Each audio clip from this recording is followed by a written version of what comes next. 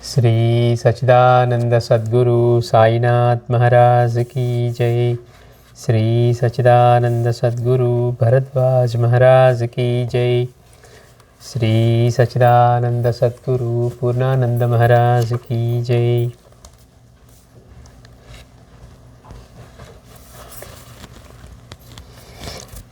Master గారిని ఒక ప్రశ్న వేస్తున్నారు. స్త్రీలు ఓంకారం ఉచ్చరించరాదని కొందరు అంటున్నారు, ఇది ఎంత వాస్తవం? స్త్రీలు ఓంకారం ఉచ్చరించరాదని కొందరు అంటూ ఉన్నారు, ఇది ఎంత వాస్తవం? అది నిజమే అయితే ఎందువల్ల ఉచ్చరించకూడదో తెలుపవలసింది అంటున్నారు. అంటే కొంతమంది అంటే ఏమంటారంటే స్త్రీలు ఓంకారం చేయకూడదు అని అంటారు. ఇది అసలు ఎంత వాస్తవం? అంటే ఊరికే అంటున్నారా, అది నిజంగా శాస్త్రాల్లో చెప్పబడి ఉందా? అది నిజమే అయితే కనుక ఎందువల్ల ఉచ్చరించకూడదో తెలియవలసిందని ఒకళ్ళు మాస్టర్ గారిని అడుగుతూ ఉన్నారు. దానికి మాస్టర్ గారు సమాధానం చెప్తున్నారు. ఈ నియమం ఆర్షమని చెప్పడానికి ఆధారాలు చాలు.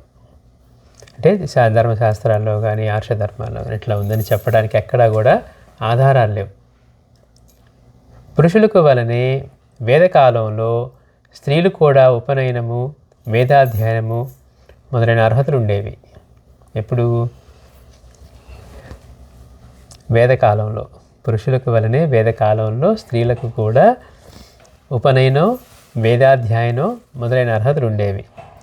తర్వాత కాలంలో వారికై వారే ఒక వంక గృహకృత్యము, భర్త బిడ్డల సేవ, అతిథి సేవ మొదలైనవి నిర్వర్తించడంలో ఈ వైదిక ధర్మాన్ని తగినంత దీక్షతో ఆచరించలేక వాటిని నిష్ఠతో ఆచరించుకునే భర్త యొక్క సేవను మాత్రమే తమ ధర్మంగా గ్రహించినట్లు మనుధర్మ శాస్త్రంలోనూ దానిపై వ్యాఖ్యలలోనూ ఆధారం ఉన్నది. అంటే మొదట్లో పురుషులకు లాగే స్త్రీలకు కూడా ఈ ఉపనయనము, వేదాధ్యయనము ఇవన్నీ ఉండేవట. అన్ని అర్హతలు ఉండేవి. అంటే కంపల్సరీ అని కాదు, అర్హత చేసుకోవచ్చు. కానీ తర్వాత కాలంలో వారికై వారే ఒక వంక గృహకృత్యము, అంటే ఇంట్లో చేసుకోవాల్సిన పనుల వల్ల, భర్త బిడ్డల సేవ వలన, అతిథి సేవ మొదలైనవి నిర్వర్తించడంలో ఈ వైదిక ధర్మాన్ని తగినంత దీక్షతో ఆచరించలేక వాటిని నిష్ఠతో ఆచరించుకునే భర్త యొక్క సేవను మాత్రమే తమ ధర్మంగా గ్రహించినట్లు. ఇక్కడ మళ్ళీ భర్త సేవ ఎట్లా చెప్తున్నాడు? వాటిని శ్రద్ధతో ఆచరించుకునేవాడని, నిష్ఠతో ఆచరించుకునే భర్త యొక్క సేవను మాత్రమే తమ ధర్మంగా గ్రహించినట్లు మనుధర్మ శాస్త్రంలోనూ దానిపై వ్యాఖ్యలలోనూ ఆధారం ఉన్నది. పురుషుడికి గురుసేవ ఒక్కటి మాత్రమే స్వయం సంపూర్ణమైన సాధన ఎలా కాగలదో, మగవాళ్ళకి ఏం విధించారు పురుషులకి అంటే గురుసేవ ఒక్కటి మాత్రమే స్వయం సంపూర్ణమైన సాధన ఎలా కాగలదో, అలానే గృహిణికి సద్ధర్మపరాయణుడైన భర్త సేవయే స్వయం సంపూర్ణమైన ధర్మంగా వెలిసింది. అంటే పురుషుడికి ఎట్లా అయితే గురువు యొక్క సంపూర్ణమైన సేవే సాధన, సంపూర్ణమైన సాధన ఎలా కాగలదో, అలానే గృహిణికి సద్ధర్మపరాయణుడైన భర్త యొక్క సేవయే స్వయం సంపూర్ణమైన ధర్మంగా వెలసింది. వేదాధ్యయనం మొదలైన ఇతర సత్కర్మలన్నిటి యొక్క సార్థక్యత గురుసేవ పైననే ఎలా ఆధారపడి ఉన్నాయో, అలానే స్త్రీకి గృహిణి ధర్మం ప్రధానమని భర్త యొక్క ఆజ్ఞ వల్లనే ఏ ధర్మమైనా సాధనైనా సార్థకమని నిర్ణయించబడింది. అంటే భర్త అనుమతి లేకనే అవి చేయకూడదు, ఇవి చేయకూడదు మనం గుర్చేతిలో చదువుకుంటాం. అంటే ఇక్కడ ఏం చెప్తున్నారు? పురుషుడికైతే గురువు చెప్పింది వేదం, అక్కడ ఆయన అనుగ్రహం, ఆయన ఏమంటున్నారు మాస్టర్ గారు, వేదాధ్యయనం మొదలైన ఇతర సత్కర్మలన్నింటి యొక్క సార్థక్యత గురుసేవ పైనే ఎలా ఆధారపడి ఉందో, అలానే స్త్రీకి గృహిణి ధర్మం ప్రధానమని భర్త యొక్క ఆజ్ఞ వలనే ఏ ధర్మమైనా సాధనైనా సార్థకమవుతుంది. పురుషుడికేమో గురువు యొక్క దానివల్ల, గృహిణికేమో భర్త యొక్క ఆజ్ఞ వల్లనే ఏ ధర్మమైనా సాధనైనా సార్థకం అని నిర్ణయించబడింది. అలానే స్త్రీలకు మాత్రమే కాక సామాన్య గృహస్థులకు కూడా కేవల ప్రణవ జపము ధ్యానము తగదని నిషేధం ఉన్నది. అంటే ఎలా పడితే అలా చేయటం అనేది నిషేధించబడింది. ఎవరెవరికంట? స్త్రీలకే కాదు, సామాన్య గృహస్థులకు కూడా కేవలం ప్రణవ జపం ధ్యానము తగదని నిషేధం ఉన్నది. కేవల ప్రణవ ధ్యానం జపం ఒక అధికారికమైన యతికి మాత్రమే తగి ఉన్నది. ఎందుకు వీళ్ళని చేయకూడదు అని అంటే వీళ్ళకే కాదు, గృహస్థులకు కూడా కేవలం ఆ ఒక్కటే చేయటం అనేది, కేవలం ప్రణవ జపం ధ్యానం అంటే ఓంకారాన్ని కేవలం ప్రణవ జపం ధ్యానం తగదని నిషేధం ఉన్నది. అయితే కేవలం ప్రణవ జపము ఎవరి కదా అంటే ఒక అధికారి అయిన యతికి మాత్రమే తగి ఉన్నది. అయితే ప్రణవ ధ్యానం అన్నా జపమన్నా శబ్దోచ్చారణ మాత్రమే కాదని గుర్తించాలి. మన వాళ్ళు ఏమనుకుంటారు, మన పుస్తకంలో మంత్రాలు చూసేసి చదువుకొని మనకి మంత్రసిద్ధి వచ్చేస్తుంది అనుకుంటారు. అట్లాగే ఈ ప్రణవాన్నైనా దేన్నైనా ఊరికే మనం శబ్దంగా చూస్తూ ఉన్నాం. అందుకని మాస్టర్ అంటున్నారు కేవలం ప్రణవ ధ్యానమన్నా జపమన్నా శబ్దోచ్చారణ మాత్రమే కాదని గుర్తించాలి. అర్థచింతనం కూడా ఎంతో ఆవశ్యకం. అంటే దాంతోపాటు ఆ అర్థాన్ని కూడా చింతన చేయటం. శబ్దం ఒక్కటే అయితే ఈ మ్యూజిక్ ప్లేయర్లు కూడా వచ్చేయాలి. అర్థచింతన కూడా ముఖ్యమని మనం తెలుసుకోవాలి అంటారు మాస్టర్ గారు. అర్థచింతనం కూడా ఎంతో ఆవశ్యకం. ప్రణవార్థాన్ని తెలిసి ధ్యానించడం వలన స్త్రీలకే కాక పురుషులకు కూడా క్రమంగా లౌకికమైన ధర్మాలను నిర్వర్తించడం సాధ్యం కాకుండా పోతుంది.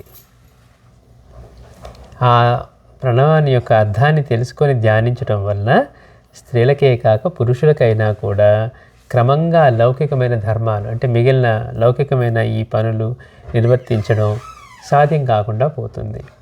కనుక యతులకు సన్యాసినులకు బ్రహ్మవాదినులకు మాత్రమే కేవల ప్రణవధ్యానం. కేవలం ధ్యానం ఎవరెవరు చేయాలంటే యతులు సన్యాసులు బ్రహ్మాదివాసులకు, వీళ్ళకి మాత్రమే కేవలం ప్రణవ ధ్యానం. ఒక్క మాటలో చెప్పాలంటే జీవితంలో ప్రతిక్షణము పరమాత్మపై దృష్టి నిలిపి ఒక్క లౌకిక తలంపైన లేకుండా జీవించడమే ప్రణవోపాసన యొక్క పరాకాష్ట. మేమేదో ఊరికి ఓంకారం చేస్తామండి, లేకపోతే ఇంకో ధ్యానం చేస్తామండి అంటే ఎందుకు ఫలితాలు రావట్లేదంటే మనకి అర్థం తెలియకుండా చేయటం వల్ల. అందుకని మాస్టర్ని అసలు ఒక్క మాటలో చెప్పాలంటే ప్రణవ ధ్యానం చేయటం అంటే ఏంటట, దాని ఉపాసన చేయటం అంటే దాని పరాకాష్ట ఏంటట అంటే ప్రతిక్షణము పరమాత్మపై దృష్టి నిలిపి ఒక్క లౌకిక తలంపైన లేకుండా జీవించడమే ప్రణవోపాసన యొక్క పరాకాష్ట. అందుకే సన్యాసులకి యతులకి అది విధించబడింది. వాళ్ళకి లౌకికంగా వేరే, ఇప్పుడు మనకేంటి, మనం ఉండాలంటే అమ్మో మన వాళ్ళు మన పిల్లలు మనం ఇదంతా పెద్ద చైన్ ఉంటుంది మనకి, మనం అనుకున్నా కూడా వాటిని దాటి రాలేము, అలాంటి పరిస్థితి మంది. అందుకని పరమాత్మపై దృష్టి నిలిపి ఒక్క లౌకిక తలంపైన లేకుండా జీవించడమే ప్రణవోపాసన యొక్క పరాకాష్ట. ఇందుకు అర్హత మానవుడు పితృదేవతలకు, మానవులకు, దేవతలకు, ఋషులకు ఉన్న రుణాలను సంపూర్ణంగా నిర్వర్తించుకున్నాక మాత్రమే తగి ఉన్నది. కేవలం యాంత్రికంగా నోట ఓంకారం ఉచ్చరించడం గురించి ఏ నియమము ఉండజాలదు. మేము ఊరికే ఓంకారం చేసుకుంటామంటే దానికి ఏం పర్లేదు, చేసుకోవచ్చట నియమం. దాన్ని ధ్యానము కేవల ప్రణవ ధ్యానము రెండు. అందుకని మాస్టర్ అంటున్నారు ఎప్పుడు వస్తుందట వీటికి అర్హత అంటే మానవుడు పితృదేవతలకు, మానవులకు, దేవతలకు, ఋషులకు ఉన్న రుణానుబంధాలన్నింటినీ సంపూర్ణంగా నిర్వర్తించుకున్నాక మాత్రమే తగి ఉన్నది. కేవలం యాంత్రికంగా నోట ఓంకారం ఉచ్చరించడం గురించి ఏ నియమము ఉండజాలదు. యాంత్రికం లోపల అర్థం తెలీదు, మనం ఎక్కడో విన్నాం, ఓం ఏదో అనుకుంటూ ఉన్నాం, ఓంకారము లేకపోతే ఇంకోటి పెట్టాం. కాబట్టి వాటికి ఊరికే మనకి అర్థం తెలియకుండా యాంత్రికంగా చేసే వాటికి మెకానికల్గా అంటే ఇప్పుడు సాయి అని మనం అనేటప్పుడు బాబా యొక్క తత్వం, బాబా యొక్క ప్రేమ, బాబా యొక్క ఇది మనకు అనిపిస్తూ ఉన్నప్పుడు ఆ కనెక్షన్ ఎట్లా ఏర్పడుతుందో, ఓం అన్నప్పుడు మనకేం కనెక్షన్ ఏర్పడలేదు అనుకోండి, దానివల్ల మనకేం ఉపయోగం లేదు, అనుకున్న నష్టమే లేదు అంటున్నారు. యాంత్రికంగా అలా చేసుకోవడానికి ఎలాంటి ఇబ్బందులు లేవు అంటున్నారు. అర్ధచింతనము ధ్యానము కలిసినప్పుడే అది మంత్రం అవుతుంది. ఆ అర్థాన్ని కూడా చింతన చేయటం ధ్యానము అంటే ఉట్టి శబ్దం ఉచ్చరించడం కాకుండా దాని అర్థము, తర్వాత దాని మీద ధ్యానం కూడా చేసినప్పుడే, అది కలిసినప్పుడే అది మంత్రం అవుతుంది. అక్కడ నుండి విధి నిషేధాలు ఉంటాయి. యాంత్రికంగా ఓంకారాన్ని ఉచ్చరించడానికి ఎలాంటివి లేకపోయినా ఎప్పుడైతే అది ధ్యానం అవుతుందో, అంటే అర్ధచింతనము ధ్యానము కలిసి అది మంత్రం అవుతుందో, అప్పుడు ఎవరు చేయాలి ఎవరు చేయకూడదు అనే దానికి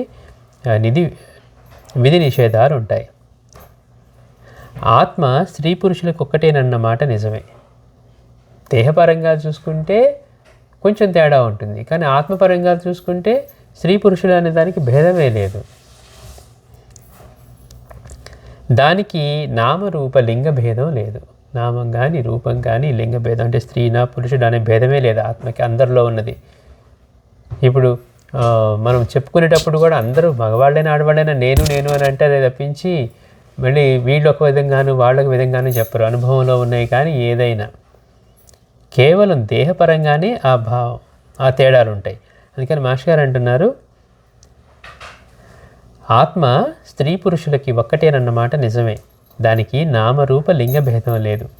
అదే ప్రణవ స్వరూపం.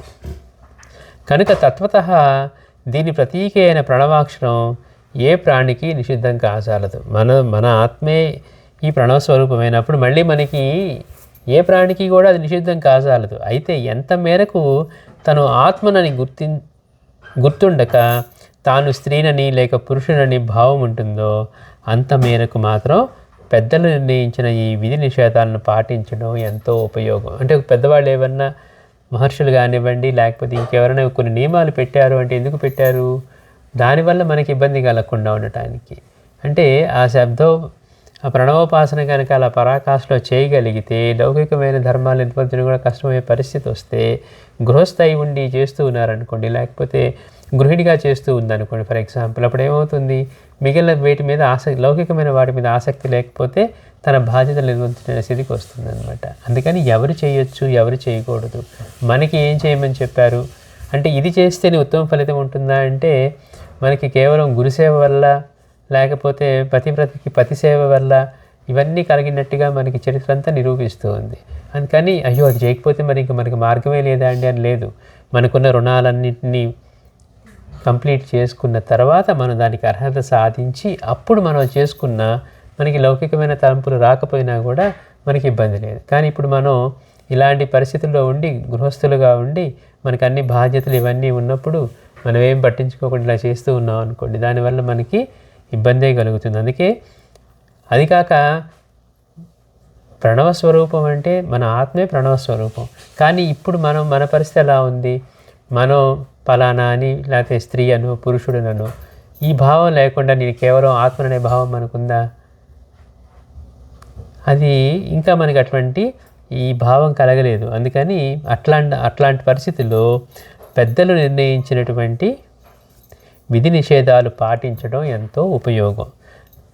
లేకుంటే వారి లౌకిక జీవితాలు సహజమైనటువంటి శారీరక క్రియలు తారుమారయ్యే అవకాశాలు ఉన్నాయి. ఇంతకు మించి కేవలం శబ్దోచ్చారణకు వెరవవలసిన పని లేదు. లేదంటే నేను ఊరికే చేసుకోవాలనుకుంటున్నాను, నాకు అర్థం లేదు ధ్యానం లేదు కానీ నేను ఓంకారం చేసుకుంటాను అని అన్నాం అనుకోండి, మాస్టర్ గారు అంటున్నారు దానికి ఎట్లాంటి ఇబ్బందులు లేవు, ఎలాంటి దేనికి వెరవలసిన పని లేదు అంటున్నారు. దానివల్ల ప్రయోజనం కూడా లేదు. ఎందుకని చేసే పని మనం అందులో ఇన్వాల్వ్ కాకుండా మన మనసు దాని యందు లగ్నం కాకుండా నోటితో ఉచ్చారణ మాత్రమే చేశారనుకోండి అది సిద్ధించదు. అందుకని ఊరికే చేసుకోవడానికి ఏమి ఇబ్బందులు లేవు, చేసుకున్న ప్రయోజనం ఉండదు అంటున్నారు. అందుకని వాళ్ళు చేయొచ్చా వీళ్ళు చేయొచ్చా తెలిసి తెలియని వాళ్ళ మధ్యలో ఎట్లా అంటే మిడిమిడి జ్ఞానంతో ఇంత విషయం తెలియకుండా ఏదో ఒకటి మాట్లాడుతూ ఉంటారా, ఇలా చేయకూడదు అలా చేయకూడదు, ఇది వీళ్ళకి మాత్రమే ఉంది వాళ్ళకి మాత్రమే ఉంది అని. అందుకని ఇట్లా మనకి మాస్టర్ గారు ఎంత అద్భుతంగా వివరిస్తూ ఉన్నారంటే ఎందుకు చేయకూడదు అనేది అద్భుతంగా చెప్తూ ఉన్నారు. అంటే ఇలా చేసుకోవడానికి కేవలం శబ్ద ఉచ్చారణగా చేసుకోవడానికి లేకపోతే యాంత్రికంగా చేసుకోవడానికి అయితే ఏమీ ఇబ్బందులు లేవు, దేనికి భయపడవలసిన పని లేదు, చేసినా ఉపయోగం లేదు. అలాంటప్పుడు చేయడం ఎందుకు? మనకి విధించిన ధర్మానికి తగ్గట్టుగా మనం ఏం చేసుకుంటే మనకి ఫలితం వస్తుందో అది చేసుకోవడం ఉత్తమం. శ్రీ సచ్చిదానంద సద్గురు సాయినాథ్ మహారాజ్ కీ జై.